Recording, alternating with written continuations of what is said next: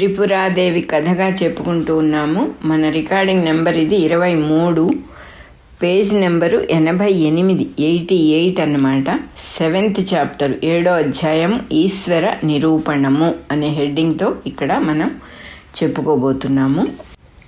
ఇంతకుముందు అధ్యాయంలో హేమలేఖ శ్రద్ధ గురించి చెప్పింది. భర్తకి శ్రద్ధ అనేది తప్పకుండా ఉండాలి, శ్రద్ధ తల్లి లాంటిది అని చెప్పింది. అతను చాలా ఆశ్చర్యపోయి, నీకు ఇంత పాండిత్యం ఉందని నాకు తెలియలేదు, దేని మీద శ్రద్ధ ఉంచాలి అనే విషయం నాకు నువ్వు వివరంగా చెప్పు అని అడిగాడు. ఇక్కడ హేమలేఖ చెప్పడం మొదలుపెట్టింది. నువ్వు అడిగిన దానికి నేను తప్పకుండా, నాథా నువ్వు అడిగిన దానికి నేను తప్పకుండా సమాధానం చెబుతాను. స్థిరచిత్తుడవై కొంచెం స్థిమితంగా విను, ఆదరంతో విను అని చెప్పింది. మనస్సు చాలా చంచలమైనటువంటిది. ఆ చంచలత్వం వల్ల చాలా దుఃఖం కలుగుతుంది. నిద్రపోయేటప్పుడు ఎంత సుఖపడుతున్నాము మనము, ఎందువల్లంటే మనస్సుకు చంచలత్వం ఉండదు నిద్రలో, అందువల్ల ఆ సుఖం కలుగుతుంది. మళ్ళీ లేవంగానే అది చంచలమైనప్పుడు అన్ని దుఃఖాలకు అదే కారణం అవుతుంది. అందువల్ల నువ్వు స్థిర చిత్తంతో విను. అనాదరంతో విన్నావంటే వినని దానితోనే సమానం అవుతుంది. అట్లా అనాదరంగా కేర్లెస్గా వింటే బొమ్మలో ఉన్న చెట్టు ఎట్లా అయితే పళ్ళనివ్వలేదో ఆ రకంగా నేను చెప్పేదంతా కూడా వ్యర్థమైపోతుంది, వేస్ట్ అయిపోతుంది అని చెప్పింది. అంతా చక్కగా విన్న తర్వాత శాస్త్రాలు ఏది చెప్పినాయో దానికి అనుకూలమైన తర్కంతోనే, దానికే లాజిక్ కూడా ఒక పద్ధతిగా ఉండాలి. పిచ్చి పిచ్చి లాజిక్లు పెట్టుకోకుండా శాస్త్రానికి అనుకూలమైన లాజిక్తో, శ్రద్ధతో నీకేది మంచిదో నువ్వే డిసైడ్ చేసుకో. వినటం అయితే విను అని చెప్పింది. చెప్పి అంతా శూన్యంగా భావించిన శుంగుడి అనుచరుల్లాగా నువ్వు మోసపోవద్దు, పురుషకారాన్ని వీడకుము అంది. పురుషకారం అంటే పౌరుషం అన్నమాట. పౌరుషము అంటే ఒక గట్టి పట్టుదలతో ఇది నా వల్ల అవుతుంది అనేటటువంటి స్థిర నిశ్చయంతో ట్రై చేయటం అన్నమాట. పౌరుషంతో ప్రయత్నించకపోతే నీకు ఫలితం ఎట్లా వస్తుంది? ఆ ప్రయత్నం వల్లనే కదా, అలాంటి ప్రయత్నం వల్లనే ఎవరికి ఏది కావాలన్నా వాళ్ళు పొందుతూ ఉన్నారు. అందువల్ల నువ్వు కూడా అలాగే చెయ్యి. ఈ పద్ధతి అంతా కూడా నాకు తెలిసిందంతా చెబుతాను. అన్ని విధాల ఏది సులభ సాధ్యమో అదే నీకు చేయటానికి ముఖ్యం. అది ఎంత చక్కని మాట అది. నేను అన్నీ చెప్తాను, కానీ నీకు ఏది వీలుగా ఉంటుందో, నీకేది తేలికగా ఉంటుందో ఆ పద్ధతి చెయ్యి. పెద్దవాళ్ళని అందరినీ కన్సల్ట్ చేసుకో, అందరినీ అడుగు, పెద్దల అనుభవంతో విచారించి నువ్వే డిసైడ్ చేసుకొని ఆ పద్ధతి నువ్వు అవలంబించు, సావధానుడవై విను అని చెప్పింది భర్తకి. దేనిని పొందిన తర్వాత ఏది ఉంటే మళ్ళీ శోకం కలగదో అదే శ్రేయస్సు. ఓసారి సుఖము ఓసారి దుఃఖము ఇట్లా మార్చి కలిగేది శ్రేయస్సు కాదు. ఎందుకంటే కింద మీద పడుతూనే ఉంటాం, అందరి జీవితాలు అవే కదా. సూక్ష్మ దృష్టితో చూస్తే నిజంగా అంత శోకమే ఎక్కువ, దుఃఖమే ఎక్కువ కనబడుతుంది. ఏది శోకంతో కలిసి ఉంటుందో అది సుఖం కాదు. ఏదో ఒక వస్తువు ఉంటే సుఖం అనుకుంటే అది పోయినప్పుడు దుఃఖం. అందువల్ల శోకంతో కలిసిన సుఖము అంటారు వస్తువు వల్ల వచ్చేటటువంటి సుఖాన్ని. భార్య, పిల్లలు, రాజ్యము, ఇళ్ళు, వాకిళ్ళు, అంతఃపురాలు ఎన్ని ఉన్నా కూడా అన్నీ పోయేవే కాబట్టి, పైగా అస్థిరము కాలం అనే సర్పం చేత మింగబడితే కాలం ఏం చేస్తుంది? కాలం జరిగే కొద్దీ మన దేహంలోనే ఎన్నో మార్పులు వస్తాయి. మనమే నిజంగా కాలం ఏం చేస్తుంది అని తెలుసుకోవటం కష్టమైన పని కాదు. ఒక పండు టేబుల్ మీద ఎదురుకుండా పెడితే 2 రోజులు, 3 రోజులు, 4 రోజులు, వారం రోజులు ఆ పండుకి ఎటువంటి స్థితి వస్తుందో రోజులు గడిచే కొద్దీ చివరికి కుళ్ళిపోయి పురుగులు వచ్చేస్తాయి దాంట్లో. అటువంటి స్థితి ఈ సృష్టిలో మొత్తానికి జరుగుతూనే ఉంది. ఆ మార్పు మనం పండుని ఎందుకు ఎగ్జాంపుల్గా తీసుకున్నాము అంటే కాలంతో దాని మార్పు ఎలా వస్తుందో తెలియటం కోసం చెప్పుకున్నాం. కానీ పండుని విడిగా పెట్టి చూడక్కర్లే. మనం సృష్టిని గమనించినా కూడా చాలా సహజంగా చిన్నపిల్లలు పెద్దవాళ్ళు అవుతారు, పెద్దవాళ్ళు ముసలి వాళ్ళు అవుతారు, వృద్ధులైపోయి నడుం వంగిపోయి చర్మం ముడతలు పడిపోయి ఎటువంటి ఆకారాలతో పెద్దవాళ్ళు మిగిలిపోతూ ఉన్నారు చనిపోయే వరకు అని మనకి తెలుసు. అదంతా కాలం చేసేటటువంటి పని. అంటే మనం ఏం చేస్తున్నాము, మన ఇన్వెస్ట్మెంట్ అంతా కూడా ఎక్కడ ఉంది అంటే ఏది అశాశ్వతమో, ఏది నిలవదో దాని మీద ఇన్వెస్ట్ చేస్తున్నాం, ఏది మార్పుకు గురవుతుందో దాని మీద ఇన్వెస్ట్ చేస్తున్నాం, ఏదేది మారిపోయేది మనకి ఎట్లా సుఖాన్ని ఇస్తుంది, పర్మనెంట్గా ఇవ్వలేదు. ఇంకొక విషయం మనం సరిగ్గా గమనించుకుంటే సంతోషము దుఃఖము కూడా ఎట్లా కలుగుతున్నాయి మనకి అని మనం జాగ్రత్తగా విమర్శించుకుంటే ఒక విషయం తెలుస్తుంది మనకి. ఎట్లా కలుగుతున్నాయి అంటే మనం దాన్ని మాటికి ఇది సంతోషము అని తలుచుకుంటాం. ఇది ఎంత బాగుందో చాలా బాగా గడిచింది కదా అని తలుచుకోవడంలో ఒక ఆనందాన్ని మనం పొందుతున్నాం. అంటే మనసులో ఒక పిక్చర్ ఎక్కించుకొని ఆ పిక్చర్ని మాటికి తలుచుకొని ఆనందపడుతున్నాం. అంటే తలుచుకోవటము అనే ప్రాసెస్ ఎంతకాలం ఉంటుంది, మనస్సుకి నిలవదు. అది ఆ జ్ఞాపక శక్తి తగ్గిపోతూ ఉంటుంది, ఆ తలుచుకునే శక్తి తగ్గిపోతూ ఉంటుంది. నిజంగా గమనించుకుంటే చాలా ఆశ్చర్యకరంగా ప్రతి వస్తువులోనూ ఈ మెమరీ అనేది, తలుచుకోవడం అనేది, కాలింగ్ బ్యాక్ ది మెమరీ అనేది చాలా మేజర్ రోల్ ప్లే చేస్తుంది. అది పెద్దవాళ్ళు అయ్యే కొద్దీ ఎట్లా తేడా వచ్చేస్తుందంటే, ఏది చూసినా ఇదివరకటి మెమరీ లేదు కాబట్టి వేరే రకంగా ఇదివరకు చూసినట్టుగా కనపడదు, ఇదివరకు ఉన్న రుచి ఇప్పుడు ఉండదు. అంటే ఆ సింక్రనైజేషన్ తగ్గుతోంది. ఆ మెమరీని కాల్ బ్యాక్ చేసి ఇప్పుడున్న వస్తువుకి దానికి మ్యాచ్ చేసుకుంటూ ఉండటమే మన ఆనందము దుఃఖము అనే దానికి సంబంధించిన మన జీవితం. మనస్సుతో జీవించటం అంటే ఏమిటి? ప్రతిదీ కూడా ఏదో ఒక కూర తిన్నా, ఒక స్వీట్ తిన్నా, ఇదివరకు తిన్న దాని నామరూపాలు మనకు చాలా ఇంపార్టెంట్. ఇదేం కూర, అసలు ఏం కూర తెలియట్లేదేంటి, వీడేమిటి హోటల్ వాడు ఇట్టా ఏం కూర కూడా తెలియకుండా చేశాడంటే మనస్సు వెతుక్కుంటూ ఉంటుంది. అదేం కూర తెలియాలి, దాని పేరు తెలియాలి. మనకి తెలియకపోవటం అనే దాంట్లో మనస్సు అసలు నిలవలేదు. దానికి ఎప్పుడు విషయం తెలియాలి, ఒక కంక్లూజన్కి రావాలి, ఇది అని ఒక ముద్ర వేసుకుంటూ ఉండాలి. ఆ మనస్సుకేమో విషయాన్ని అర్థం చేసుకునేటటువంటి సత్తా లేదు. దాని ఎంతసేపు గుర్తు పెట్టుకోవటం, మెమరీ కాల్ బ్యాక్ చేయటం వరకే దాని శక్తి.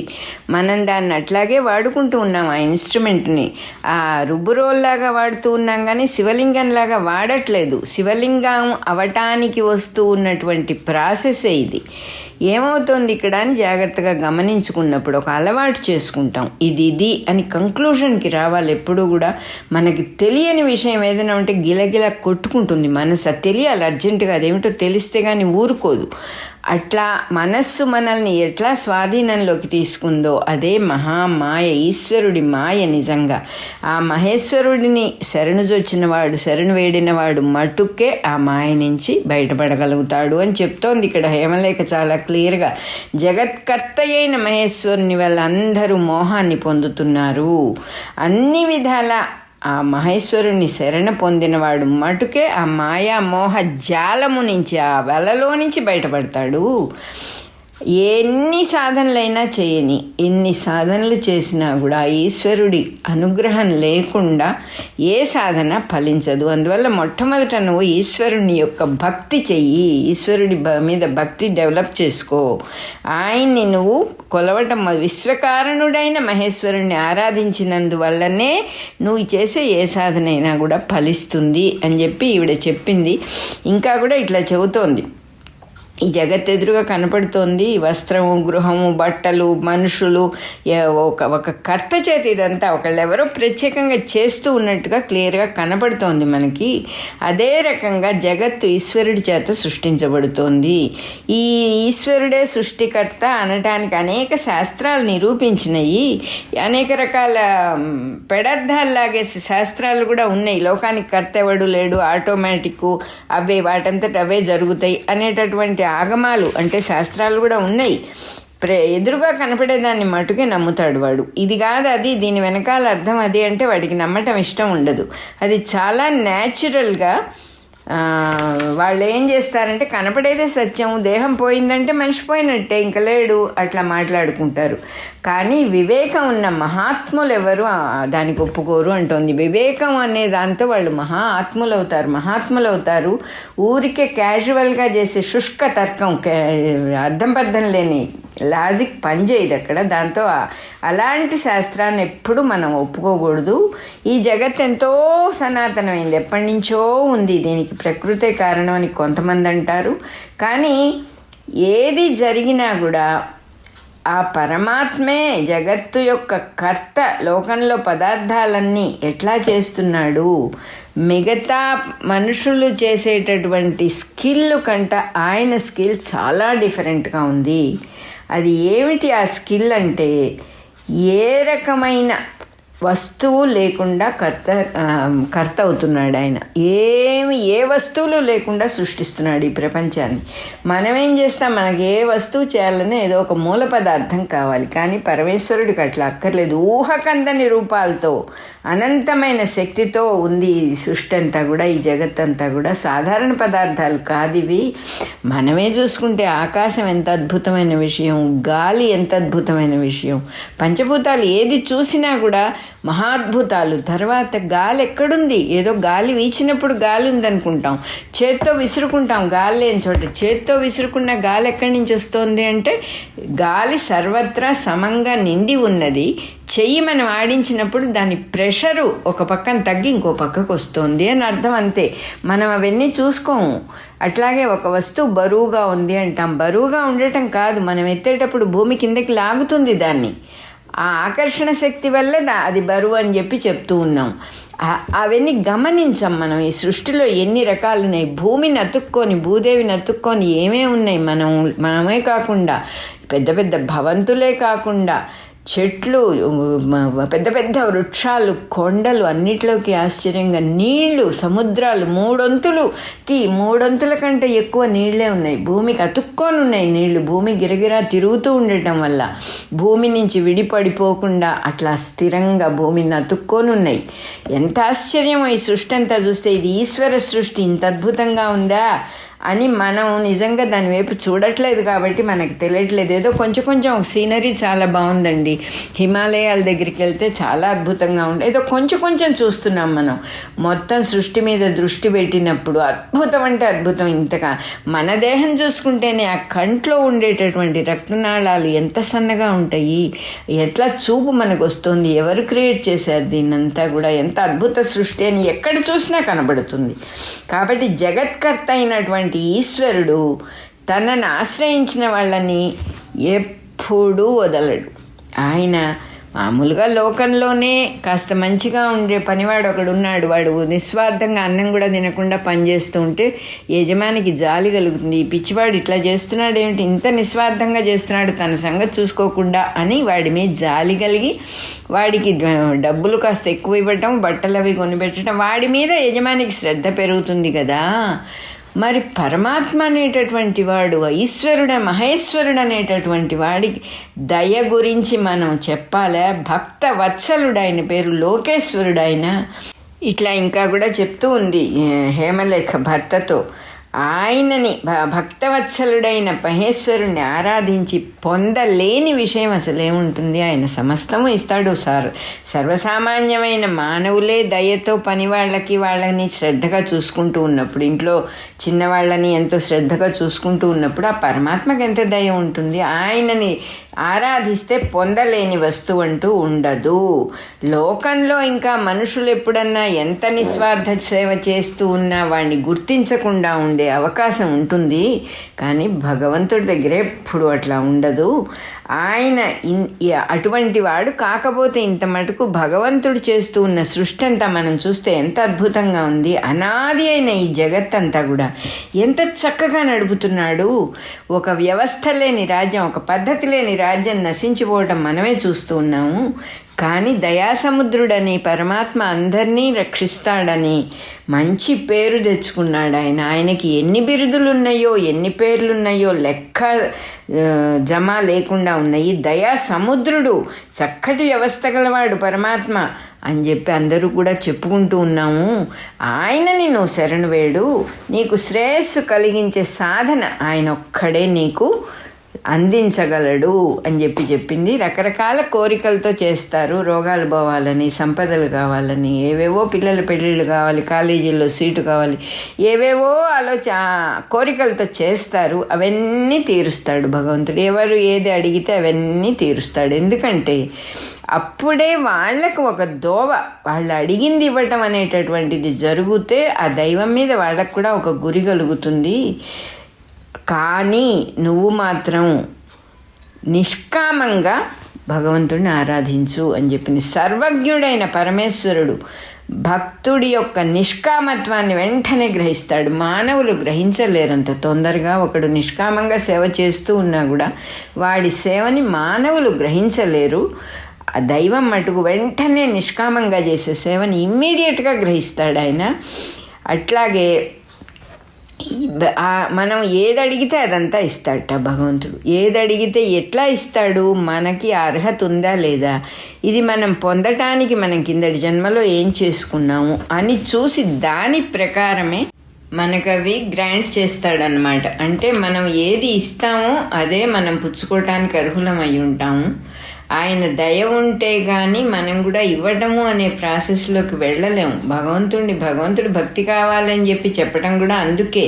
ఆ భక్తి వల్లనే సమస్త శుభాలు, చక్కని ప్రవర్తన, మంచి సద్వర్తన, చక్కని ప్రవర్తన, మంచి శుభప్రదమైనటువంటి బిహేవియర్ రావాలంటే భగవంతుడి భక్తి ముఖ్యమైంది. ద్రౌపదీదేవి సభలో ఆ దుశ్శాసనుడు ఆవిడ్ని వస్త్రాపహరణం చేస్తూ ఉంటే కృష్ణ పరమాత్మని ప్రార్థించినప్పుడు కృష్ణుడు చూశాట వెనక్కి తిరిగి, ఆవిడ జీవితంలో ఎప్పుడన్నా ఎవరికన్నా వస్త్రదానం చేసిందా అని చూసి ఆవిడ ఒకసారి ఈయన వేలు కట్టయితే సాక్షాత్తు కృష్ణ పరమాత్మకే తన చీర చింపి కట్టుకట్టిందిట.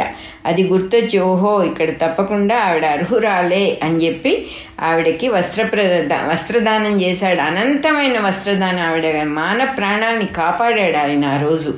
సో ఎందుకు చెప్తూ ఉన్నారంటే ఇట్లాంటివన్నీ మనం ఏదైనా ఏది ఇస్తే, ఏ విత్తనం పెడితే ఆ మొక్క ఎలా అయితే వస్తుందో, మనం అన్నదానం చేసినప్పుడు మనకి ఆ అన్నం అనేది లేకుండా పోదు. ఇప్పుడు కూడా వస్త్రదానం చేసినప్పుడు వస్త్రం అనేది లేకుండా పోదు. అట్లా అని మళ్ళీ మనకు అనేక సార్లు చెప్పారు, వస్త్రం మళ్ళీ మనకు వస్త్రం కావాలి కదా అని వస్త్రదానం చేయటం. నాకు రేపు అన్నం పెడితే కదా నేను ఇవాళ వాళ్ళకి రేపు నాకు అన్నం దొరికేది అనే భావంతో చేయటం. ఇవన్నీ భావాలు లేకుండా సాక్షాత్తు కృష్ణార్పణమస్తు, రామార్పణమస్తు, ఈశ్వరార్పణమస్తు, ఈ భోజనం పరమాత్మకే పెడుతున్నాను అనుకొని చేయాలి. ఏ పని చేసినా ఈ దానం ఆ పరమాత్మే సాక్షాత్తు స్వీకరిస్తున్నాడనే భావంతో చేసిన దానానికే సత్ఫలం వస్తుంది అని మనం ఇంతకుముందు కూడా ఇక్కడే ఈ పుస్తకంలోనే చెప్పుకున్నాము.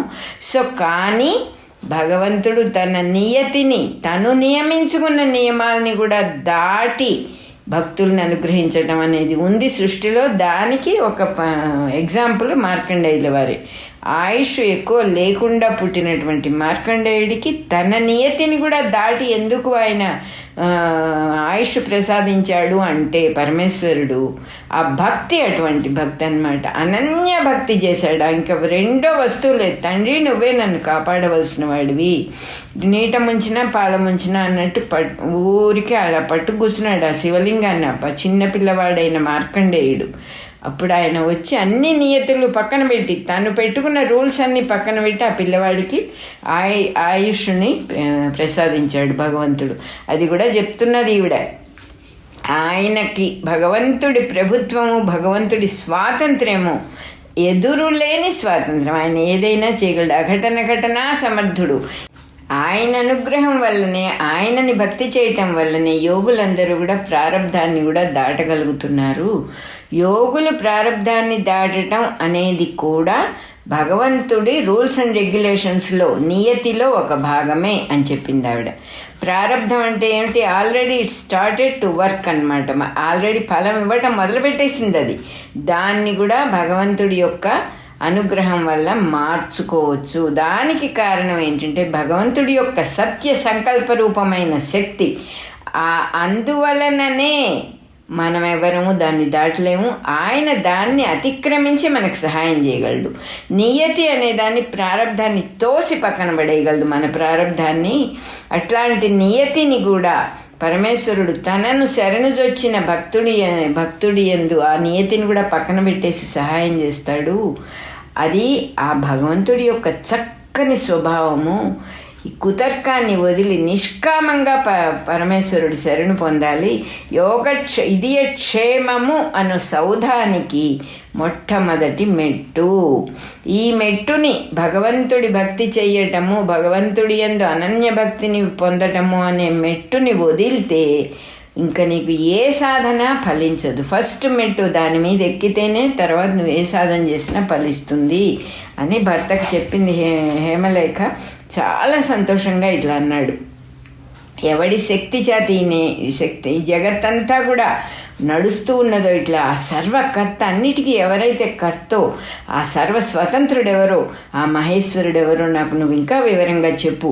ఎన్నో పేర్లున్నాయి మనకి. విష్ణువు, శివుడు, గణపతి, సూర్యుడు, నృసింహుడు, బుద్ధుడు, సుగతుడు, అర్హతుడు, వాసుదేవుడు, ప్రాణము, సోముడు, పావకుడు, కర్మప్రధానమైన అణువులు మొదలుగా అనేక విధాలుగా పరమేశ్వరుడు ఉన్నాడని నిరూపణ అవుతోంది. కానీ వీళ్ళల్లో ఈ దేవతల్లో ఎవరు అసలు భగవంతుడని మనం ఆరాధించాలి? నువ్వు నాకు తప్పకుండా చెప్పాలి. నువ్వు భగవంతుడితో సమానమైన వ్యాఘ్రపాదుడి చేత పెంచబడిన దానివి. అన్ని విషయాలు నీకు తెలుసు. నువ్వు స్త్రీవైనా కూడా అందుకే నీకు ఇటువంటి జ్ఞానం చేత నువ్వు ప్రకాశిస్తున్నావు, వెలిగిపోతున్నావు. ఇటువంటి జ్ఞానం వల్ల నువ్వు నాకు చెప్పు అని అడిగాడు. ఇంకా చాలా సంతోషపడిపోయింది వీడు. ఎందుకంటే అన్నిట్లోకి శ్రేయస్కరమైన, అన్నిట్లోకి శ్రేష్టమైనటువంటి విషయాన్ని అడుగుతున్నాడు ఆయన. హేమలేఖ హర్షముతో ఇట్లా, నేను ఆనందంతో ఇట్లా చెప్పింది. నాథా, ఈశ్వర స్వరూప నిర్ణయం చేసి నేను నీకు చెప్తాను విను. లోకాల్ని సృష్టించి పాలించి లయం చేసేవాడే ఈశ్వరుడు. ఆయనే విష్ణువు, ఆయనే బ్రహ్మ, ఆయనే సకల దేవతలు. ఆయన విష్ణువు కాదు బ్రహ్మ, బ్రహ్మ కాదు శివుడు అని చెప్పడానికి వీళ్ళైనటువంటి వాళ్ళు ఎవరైతే ఉన్నాడో ఆయనే జగత్కర్త. పంచముఖుడు, త్రినేత్రుడు అయిన శివుడు జగత్కర్త అని చెబుతున్నారు.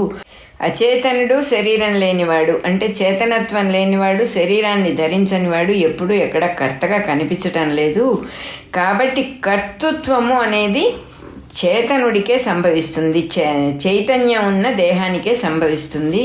స్వప్నంలో జీవుడు స్థూల శరీరాన్ని, మనిషి స్థూల శరీరాన్ని వదిలేసి చైతన్యమయమైన దేహంతో, సూక్ష్మ దేహంతో వివిధ పదార్థాలు సృష్టించుకుంటున్నాడు కలలో.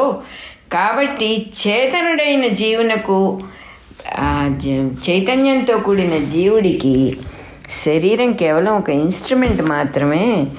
జీవులు అపూర్ణులు, అస్వతంత్రులు. వాళ్ళకి పూర్ణత్వం ఎక్కడుంది? జీవులకి కేవలం ఒక ఊహాలోకమే ఉంది వాళ్ళకి.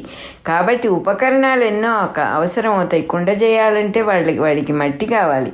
ఆ లోపల నాలెడ్జ్, కుండకు సంబంధించిన నాలెడ్జ్ మనసులోకి రావాలి. భగవంతుడు అట్లా కాదు. పూర్ణుడు, పరమేశ్వరుడు పూర్ణుడు, స్వతంత్రుడు. అందువల్ల ఏ సాధన అవసరం లేదు ఆయనకి. సాధన అంటే మనం డిపెండ్ అవుతున్నాం ఆ సాధన మీద. మట్టి లేదండి కొండెలా చేస్తాను అంటున్నాం మనం. అటువంటి డిపెండెన్సీ భగవంతుడికి లేదు. ఆయనకి శరీరం ఉన్నది అని చెప్పడానికి అసలు వీల్లేదు. అందువల్లనే శరీరం లేనివాడు కాబట్టి అటువంటి సృష్టి చేయగలుగుతున్నాడు. శరీరం ఉంటే మనలాగానే ఇంకొక వస్తువు అవసరం అయి ఉండేది ఆయనకి అని చెప్తోంది ఆవిడ. ఆయన కూడా జీవుడే అయిపోయేవాడు అట్లా కనుక అయితే. కాబట్టి దేశం, కాలం మొదలైన ఏ సాధనాలు అవసరం లేదు పరమేశ్వరుడికి. సృష్టి చేసేస్తాడు ఆయన. స్థూలమైన శరీరం లేదు. స్థూలమైన బుద్ధి ఉన్నవాళ్ళు పరమేశ్వరుడి యొక్క శరీరం లేని తత్వాన్ని గ్రహించలేరు. దేవుడికి దేహం ఉంది అని చెప్తేనే వాళ్ళకి హాయిగా ఉంటుంది. ఆ దైవాన్ని వాళ్ళు కొలవటానికి వాళ్లకు కంఫర్టబుల్గా ఉంటుంది. అందువల్ల భక్తులు తనని ఏ లోకంలో ఏ రూపంతో ధ్యానిస్తారో పాపం ఆయన ఆ రూపం ధరించి ప్రత్యక్షం అవుతాడు. భక్తుల్ని అనుగ్రహించడం కోసం ఆయన ఏదైనా చేస్తాడు. చైతన్య మాత్రుడు కాబట్టి ఆయన ధరించే దేహం కూడా చైతన్య మాత్రంగానే ఉంటుంది. కేవలము చిత్స్వరూపంగానే ఉంటుంది. ఆ చైతన్య స్వరూపిణి ఎవరంటే త్రిపురా పరమేశ్వరి. ఆవిడే త్రిపురాదేవి. ఆవిడలోనే ఈ జగత్తులన్నీ రకరకాలుగా వెలిగిపోతూ ఉన్నాయి, భాసిస్తూ ఉన్నాయి. చరాచరాత్మకమైన ఈ జగత్తంతా అంటే చరాచరాత్మకం అంటే కదిలేవి, కదలనివి సమస్తము జగత్తు మొత్తము ఆమె యందు. ఆవిడే ఒక అద్దమైతే, ఆవిడే ఒక దర్పణమైతే ఆవిడలో రిఫ్లెక్ట్ అవుతున్నాయి, ప్రతిబింబిస్తున్నాయి, అద్దంలో నగరంలాగా కనిపిస్తున్నాయి. ఎందుకంటే ఇది నిజం కాదు. ఏది జరుగుతోందో, ఏది మన కళ్ళకు కనపడుతోందో అది నిజం కాదు. కాబట్టి దాన్ని రిఫ్లెక్షన్ అని అనాల్సి వచ్చింది. రిఫ్లెక్షన్ ఎట్లా అవుతుందండి, నాకు కనపడుతోంది కదా అని అంటాం మనం. ఎందుకంటే మనకి విషయం దాని మీద మనం ఎప్పుడు ఫోకస్ చేసి తెలుసుకోవాలనే ప్రయత్నం మనం చేయలేదు. ఒక వస్తువు కనపడుతోంది, ఒక మనిషి కనపడుతున్నాడు అంటే ఇక్కడ ఏం జరుగుతోంది, మన దేహంలో మన కను రెప్ప తెరిచి చూడటం అనే ప్రాసెస్ జరుగుతోంది. ఆ కను పాప మీద, రెటీనా మీద ఆ రిఫ్లెక్షన్ తెల్లకిందులుగా పడుతోంది. తెల్లకిందులుగా పడ్డ రిఫ్లెక్షన్ని మన మనసులో ఉన్న కెమికల్ చేంజెస్ టకటకటకటక స్పీడ్గా తిరిగి వెనక్కి తిప్పి మామూలుగా చూపిస్తాయి. అది మహామాయ. తెల్లకిందులుగా పడ్డ ప్రతిబింబం మామూలుగా కనబడుతుంది. ఆ కనపడిన దాన్ని నిజము అని మనం అంటున్నాం. రెటీనా మీద పడ్డ బొమ్మలే రిఫ్లెక్షన్స్, ప్రతిబింబములు అనే మాట పర్ఫెక్ట్ మాట. ఇక్కడ అద్దంలో కనపడిన అమ్మవారే అద్దం, అమ్మవారే ఆ చూసే కన్ను. అందుకే ఆ కంట్లో రిఫ్లెక్షన్ లాగా కనపడుతోంది జగత్తంతా. ఏది చూసినా చూడటానికి వేరే ఉపాయం లేదు. ఇదొక్కటి, రిఫ్లెక్షన్ అనేది ఒక్కటే ఉపాయం. సో చక్కగా చెప్పారు ఆ తల్లి. అర్థమైతే ఇవంతా కూడా ప్రతిబింబంలాగా కనపడుతోంది అని చెప్పింది ఆ హేమలేఖ భర్తకి. చెప్పి అందుకే ఆ సర్వత్రా ఆవిడే ఉన్నది కాబట్టి, జగత్తులో వేరే ఏదీ లేదు కాబట్టి, ఇందులో ఇది ఉత్తమము ఇది అధమము అనే చేంజెస్ లేవు. ఈ సృష్టిలో అంతా ఒకటే. అందువల్లనే శివుడు, విష్ణువు మొదలైన మూర్తులందరూ కూడా అంతా ఆ తల్లి శక్తే, అంతా ఆ చైతన్య శక్తే. కాబట్టి ఒకళ్ళు ఎక్కువ ఒకళ్ళు తక్కువ అని మనం భావించకూడదు. ఆ శాస్త్రాలు కానీ ఏ శాస్త్రం చెప్తూ ఉన్నారో, ఏ పురాణం చెప్తూ ఉన్నారో దాంట్లో ఆ దేవతలు మనం ముందరే ఈ పుస్తకం బిగినింగ్లోనే చెప్పుకున్నాం. ఏ శాస్త్రం ఆ దేవతనే ముఖ్యంగా చెప్తుంది. ఎందుకంటే మనం ఎవరినైనా కూడా ఆరాధించుకోవచ్చు.